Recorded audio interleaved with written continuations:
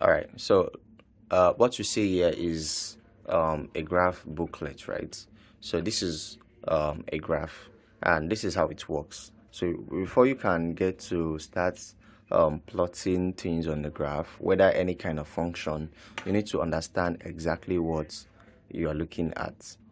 So this is a graph. It's made up of your boxes, different boxes here, and yeah, we could have different ways, booklets, or different people manufacture their graph book.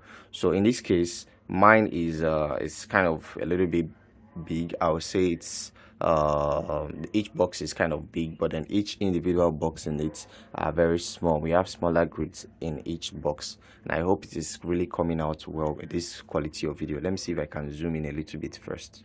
So if you look into it very well, you could see that in each box has 10 smaller box. So let's make use of this, for example, and use it for counting. So if we count it, we'll have 1 2 3 4 5 6 7 8 9 10. So we have 10 all the way up, and let's count it around as well. So 1 2 3 4 5 6 7 8 9 and 10. So 10 in the horizontal direction as well. So that's how your graph works. The first thing you need to do is understand how many boxes are in each bigger box, how many smaller boxes are in each bigger box. But yeah, but the reality is that you will always find it to be 10, right? Most things we do in the real world are in base 10, and 10 is easy for us to quickly compute. So you'll find that to be 10. But where you may find differences could be in the size of the bigger box itself. So for the one I have here, it makes use of 2 centimeters for the big box. So how did I get the 2 centimeter? You take your ruler and you measure one side of it. Let me take it a little bit up. So if you check, okay, I'm measuring the millimeter end. So this is the centimeter end. So you take it here and take it to the other side of it. So if you look very closely at the camera, let me make it move a little bit behind.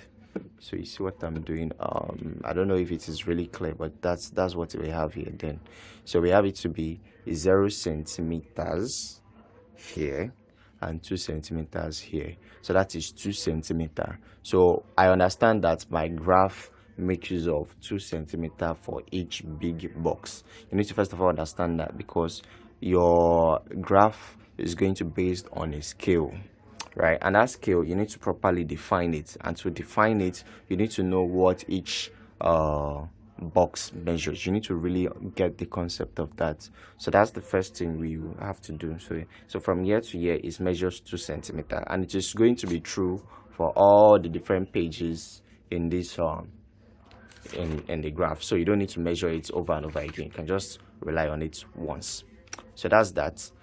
Then the next thing for you to do is that the first thing you need to know about your graph is that your graph will always have a title, right? So that's the first thing now. So a title and a scale.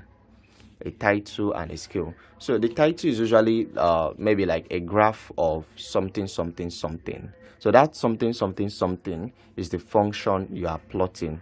So let's say, for example, we are plotting a function of, say, okay, let's use this one as well. This y equals to 6x squared plus 5x plus 9. So that is a function, right? That's a function you could plot. So your title will say a graph of that. So a graph of y equals 6x squared plus 5x plus 9. So in that way, you've defined what you are plotting. So once I look at your graph sheet now, I could see the title, and I get to understand that you are plotting a quadratic equation graph, which is y equals 6x squared plus 5x plus 9. Now, as someone who may be experienced in mathematics, just by knowing that we have a quadratic equation graph, I may expect a certain look to your graph. I could expect that, oh, your graph your points are going to have this particular trace. It's going to curve out to a particular thing, right? But you just need to put it there so we could easily just tell what you did That's the easy part. That's the title anyway. The next thing you need to understand is the scale. Now, the scale is what is very, very important, because if I give you a graph and then you don't have a scale, now it is hard for me to easily understand what you are doing on the graph, what you are taking as your measurement for your axis. And I'll get to that in a sec. Now, so when we talk about a scale, now, the idea of scale is this: is that we could have this kind of a way, this kind of a system in your graph. Imagine if we are having this kind of values now. So let's say we have x and we have y. Your x is taking values of 2, 4, 6, 8, 10, for example, while your y is taking, let's say, 20, 40, 60, 80, 100.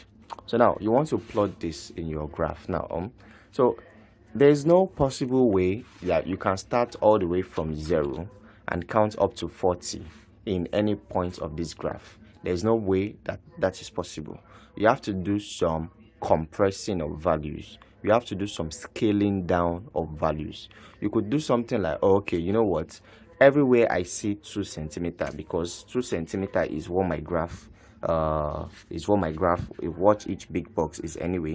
You could say that, okay, anywhere I see 2 centimeter, I'll make it represent 20. So if you do that, you are saying that, oh, 2 centimeter is 20 units, isn't it? That's what you basically just did now. And that's the way of easily compressing your values. So that when you do so if this place is 0, the next one will be 20, the next one will be 40, the next one will be 60, the next one will be 80, then the next one is 100.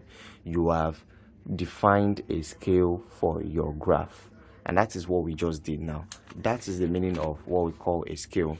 So that 2 centimeter is because of how far apart my box is. If my box is 1 centimeter, I could say 1 centimeter represents 20, like that, or 0.5 centimeter represents 20. It depends on the graph booklet that I have with me.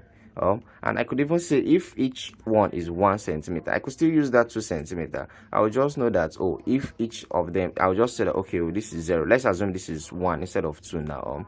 I could have it that, oh, okay, you know what, this is, I could still say 2 centimeter is 20. I will know that I will skip out this part and just come here.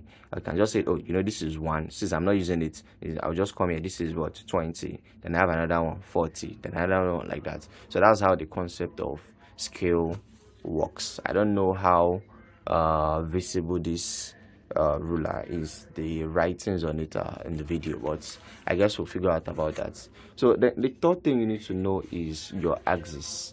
So your axis refers to your x-axis and your y-axis. So please, the plural for axis is axes. Now we're talking about each single one, it is axix. So your x-axis and your y-axis, like that. So your x-axis, you know, like we said, we are plotting basically your x and your y. So sometimes it is not always just x and y that we are plotting in a graph. We could plot any two different functions together, especially when it comes to physics. Things are labeled differently, not x and y, but let's just refer to x and y for the point of this class, for the purpose of this class. So your x and y now, your x is going to be the horizontal axis, while your y is your vertical axis. So that's the convention we are following. We could switch it around as we like, but that is how things are defined. Your x is your horizontal, that means we are going from left to right. That's what we are doing, from left to right. And then what we do next is we have the vertical axis, which is top to bottom, like that. So that's what we are doing for the graph. So in a quick way of summarizing, we have 3 things we need to do to plot a graph. We need to define the title, we need to define the scale, and we need to draw the axis. So I think you may want to label, all 3 things are done simultaneously anyway. So you need to know what you are plotting. You need to be able to define the values, the scale itself, and then the axis, your x and y axis, or whatever axis you are plotting. But there's something you have to do first before we have to plot, before we can define those three things anyway, and that is what we call the values themselves. You need to be able to obtain your values from the equations you are given. So if you are given a simple equation now, that you have to plot y equals 6x squared plus 5x plus 9, you need to be able to obtain, okay, what is the value of x and what is the value of y. So it is the knowledge of your values that will direct you on how to choose an appropriate scale.